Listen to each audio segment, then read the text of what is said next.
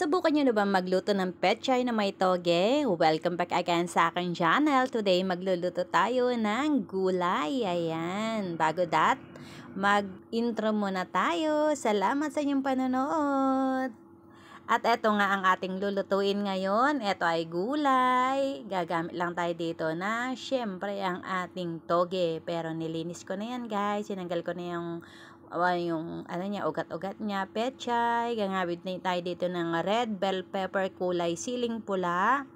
At ang ating meatballs na nahiwa-hiwa ko na. At syempre, hindi mawawala ang ating bawang. Ayan. Eto ang ating pechay. Hiniwa-hiwa ko rin siya na medyo maliliit. At ang ating togeng malinis. Ayan, umpisa na natin sa ating pagluluto para naman makakain na tayo dahil masarap ang ulam natin. Siyempre, igisa muna natin ang ating bawang at ang ating meatballs hanggang sa bumango-bango ang ating meatballs. Yung meatballs pala natin yan kanina, na-boil ko na, tsaka ako siya in-slice. Mas gusto ko kasi na lumabas yung kanyang lasa muna. Ayan, ilagay na rin natin ang ating pechay. Isangkos-sangkos lang natin. Pechay at syempre yung ating bell pepper, yung siling pula. Hindi yan maanghang mga kaibigan ha. Matamis yan, kaya bell pepper. O capsicum sa ibang tawag nila yan. Pagkatapos natin ilagay dyan, isusunod na rin natin ang ating toge dyan para naman sabay-sabay na silang maluto. Medyo mas matagal lutuin ang ating pechay kaysa yung toge natin. Kaya medyo nahuli ang ating toge.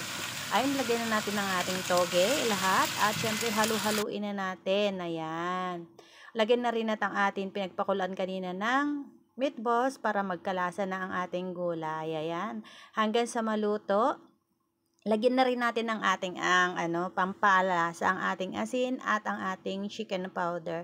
Kung wala kayong chicken powder, okay lang din naman. Kahit di nyo nalagyan, pwede rin naman magic sarap kung magic sarap ang meron sa niya. Ayan, naluto na. Tikpan na natin kung tama na yung lasa niya mga kabigan. At tikman din natin yung ating pechay kung luto na ba o hindi pa. Mas masarap din naman, medyo crunchy siya. Wag naman yung sobrang labsa, wag naman yung sobrang matigas pa ang gulay natin.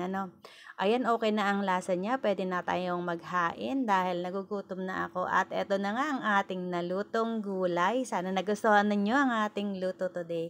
I-try nyo mga kabigan dahil napakasarap ng gulay na ito. Salamat sa inyong panood. Hanggang sa muli. Please don't forget to like, share, and subscribe sa ating channel. Bye-bye. See you next time.